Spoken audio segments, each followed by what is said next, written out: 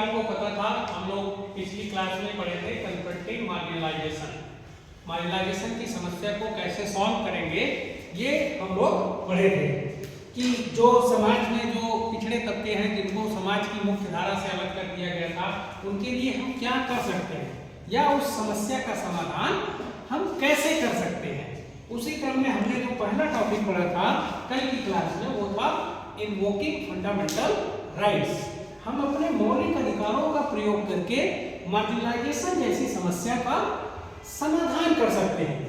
उसी में आज हमारा दूसरा सब टॉपिक है लॉ फॉर marginalized.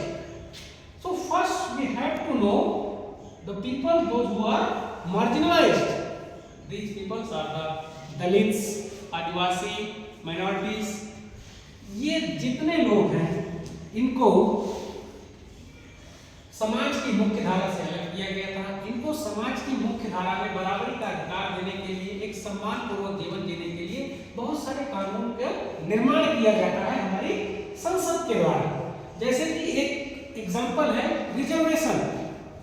कुछ बड़े विद्यालयों में या नौकरियों में छात्रों के लिए या जो भी आवेदक हैं उनके लिए कुछ सीटें रिजर्व कर दी जाती हैं। जब हम उन सीटों को रिजर्व कर देते हैं, it means we are protecting their rights by reserving the seats. So this reservation is not against the right to equality. We are reserving the seats, we are reserving the particular area for the weaker sections. The weaker section, those who are directly or indirectly related to the marginalized groups. For example, in the medical college, the governments have decided some cut-off marks. So not all the people those who are related to these groups they can take the admission. सबको वहाँ पर admission नहीं मिलेगा।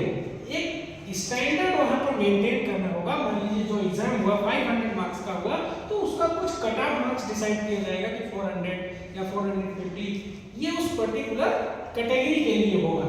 तो इसके through हम क्या करते हैं? इसके थ्रू हम सोशल जस्टिस करते हैं, सामाजिक न्याय करते हैं। सामाजिक न्याय में क्या होता है? समाज के पिछड़े वर्ग को समाज की मुख्य धारा में जोड़ने का प्रयास किया जाता है। समय समय पर हमारी संसद ने बहुत सारे ऐसे कानूनों का निर्माण किया है ऐसे ग्रुप्स के लिए। अब इसी क्रम में हमारा एक सब टॉपिक इस चैप्टर में और है जो कि है protecting the rights of Dalit and Adivasi. Dalit कौन है? जिनको प्राचीन समय में सामाजिक रूप से पिछड़ा माना जाता था, जिन्हें समाज की मुख्य धारा में शामिल नहीं किया जाता था, जो प्राचीन जातिगत व्यवस्थाएं थी। या आदिवासी ट्राइबल ग्रुप्स जो है हमारे देश में बहुत सारे ट्राइबल ग्रुप्स हैं जिनके लिए समाज में उनको उचित स्थान नहीं मिलता था। तो हम ये कह सकते हैं these are the marginalised peoples. आपके टेक्स्ट बुक में एक स्टोरी है रत्नम की। रत्नम जो कि एक दलित परिवार से बिलोंग करता था, उसके गांव में एक मेला लगने वाला था जहां पर लोकल गॉड की पूजा की जाती है। उस पूजा में जो प्रोसेस था, उस प्रोसेस में ये होता है कि रत्नम के परिवार वाले उच्च जाति के लोगों के पैर को धोते हैं और फिर उसी पानी से नहाते हैं। ये जो रिचुअल्स थे वो उसके ग्रैंडफादर फॉलो करते थे, उसके फादर भी फॉलो करते थे। इस बार रत्नम को वो रिचुअल्स परफॉर्म करना था, बट रत्नम ने डिनाई कर दिया कि हम ये परफॉर्म नहीं करेंगे क्योंकि यह सामाजिक भेदभाव को बढ़ाता है। रत्नम के इस डिसीजन पर उसके गांव में उसका बहुत विरोध हुआ, यहाँ तक कि उच्च जाति के साथ साथ उसकी खुद की जाति के लोग भी उसका विरोध करने लगे, क्योंकि उन्हें डर था कि अगर हम उच्च जाति के लोगों का विरोध करेंगे तो हमें जो दैनिक मजदूरी मिलती है, खेतों में काम करने को मिलता है, ये सारे कार्य नहीं मिलेंगे। इसीलिए पूरे गांव के लोगों ने मिलकर के उसका बहिष्कार कर दिया। बहिष्कार में क्या होता है? गांव के लोग उससे संबंध नहीं रखेंगे, उसके यहाँ आना जाना बंद कर देंगे, उसकी जो रिसोर्सेज हैं, रिसोर्सेज तक उसकी रीच नहीं होने देंगे। ये सारी समस्याएं होती हैं बहिष्कार में।